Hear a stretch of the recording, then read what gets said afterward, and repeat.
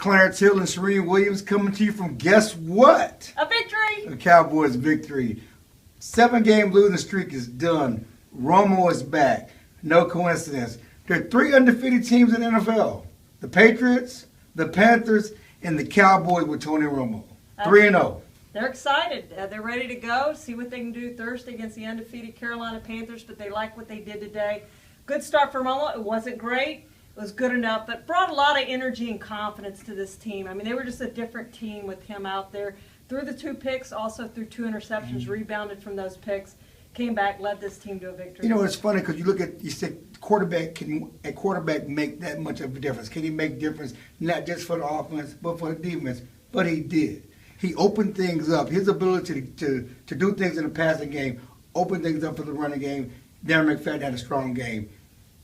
Romo's ability to do things in the passing game, open things up for Terrence Williams. We haven't seen him make plays basically since Romo's been out. He had a big play today, 4 catches, 70 yards, a huge 31-yard touchdown. Certainly Dez Bryant was there. Defensively, Romo's ability to convert third downs is something the Cowboys couldn't do under Whedon and Cal. So convert third downs, keep drives alive, allowed that defense to be fresh. And they were fresh and strong in the fourth quarter. That defense, which is giving up leads during this losing streak, they got off the field. And in the fourth quarter, they allowed 11 plays for 3 yards to the Miami Dolphins. You know, gave up 1 first down, allowed just 3 yards in the fourth quarter. That's Romo affecting the offense and the defense. And you talk about the Dolphins being bad all you want, and they are a bad team. New Orleans is a bad team. Tampa Bay is a bad team. We keep going up. The Giants aren't exactly a good team. The Eagles are a bad team. These are all teams that the Cowboys lost to during that 7-game losing streak. They lost to some bad teams.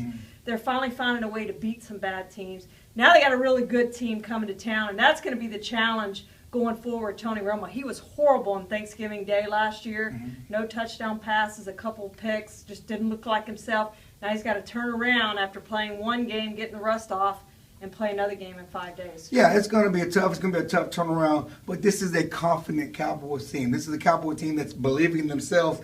They're believing in Tony Romo. Jerry Jones said, it's not just a dream. I mean, it's a dream, but it's no longer a fantasy. Okay, certainly they have a tough road to hold. They still have uphill battles to really finish strong and make the playoffs. But it's something they can dream about. It's not something they have to fantasize about. It's something they can feel and touch. That's how much confidence they have in Tony Romo. And this Cowboys team behind Tony Romo has a history of beating the unbeatens. They beat the unbeaten Indianapolis Colts in 2006.